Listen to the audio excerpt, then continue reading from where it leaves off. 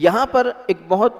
اہم بات مفسرین اکرام نے بیان فرمائی کہ اس آیت مبارکہ سے بڑی اہم بات پتہ چلتی ہے، وہ یہ ہے کہ کسی بھی چیز کے حلال اور حرام ہونے میں ایک اصول ہے، ایک رول ہے ہمارے دین میں۔ ہمارا دین کو ایسا نہیں ہے کہ بس ایسے ہی احکامات نازل ہو گئے اور بس لوگ عمل کرتے جا رہے ہیں۔ دین اسلام، یہ ہمارا قرآن، یہ قانون کی کتاب ہے، اور اسلام نے حلال حرام کے بہترین اصول بیان کیے ہیں۔ تو اس آیت مبارکہ سے جو اصول پتہ چلتا ہے، جو مفسرین بیان فرماتے ہیں، وہ یہ ہے کہ اس سے پتہ یہ چلتا ہے کہ ہر وہ چیز جس کے بارے میں اللہ نے حرام یا ممانعت نہیں فرمائی، وہ بندہ مومن کے لیے جائز ہے۔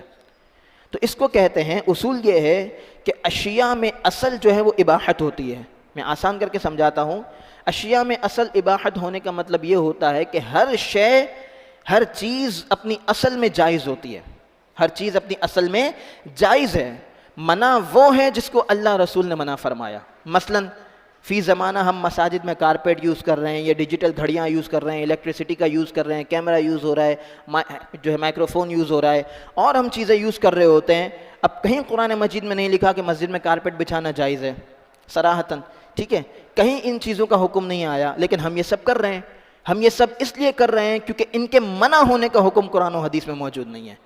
تو پوائنٹ یہ ہے کہ ہر چیز اپنی اصل میں جائز ہوتی ہے، حرام وہ ہے جس کو اللہ نے حرام فرمایا۔ جیسا کہ میں آپ کو ایک مثال دوں قرآن مجید سے، چوتھے پارے کے آخر میں اللہ تبارک و تعالی نے ان خواتین کا ذکر کیا کہ جن سے نکاح کرنا منع ہے۔ حرمت علیکم امہاتکم وبناتکم واخواتکم وعماتکم وخالاتکم وبنات الاخی وبنات الاخت وامہاتکم اللاتی ارضعنکم واخواتکم من الرضاعۃ، پوری فہرست اللہ نے گنوائی کہ تم پر حرام ہے کہ تم اپنی ماں سے نکاح کرو، بہن سے نکاح کرو، جو ہے وہ بیٹی سے نکاح کرو، یا بھانجی سے نکاح کرو، بھتیجی سے نکاح کرو۔ یہ سب اللہ تبارک و تعالی نے منع فرما دیا کہ یہ وہ خواتین ہیں کہ جن سے نکاح کرنا تمہارے لیے حرام ہے۔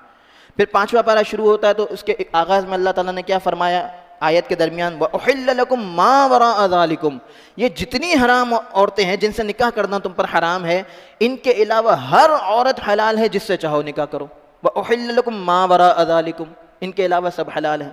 اسی طرح حرام چیزوں میں بھی اللہ تبارک و تعالی نے گنوا دیا کہ یہ چیزیں حرام ہیں، احادیث میں آ گیا کہ یہ چیزیں حرام ہیں۔ ترمذی شریف کی حدیث پاک حدیث نمبر 1726، اللہ کے پیارے رسول علیہ الصلوۃ والسلام نے فرمایا الحلال ما احل اللہ فی کتابہ، حلال وہ ہے جسے اللہ نے اپنی کتاب میں حلال کیا، حرام وہ ہے جسے اللہ نے اپنی کتاب میں حرام کیا، اور جس کے بارے میں کچھ نہیں فرمایا وہ معاف ہے، جائز ہے، تم کر سکتے ہو۔ ٹھیک ہے، تو اس سے یہ بات پتہ چلتی ہے کہ بلا وجہ چیزوں کو حرام کہنا،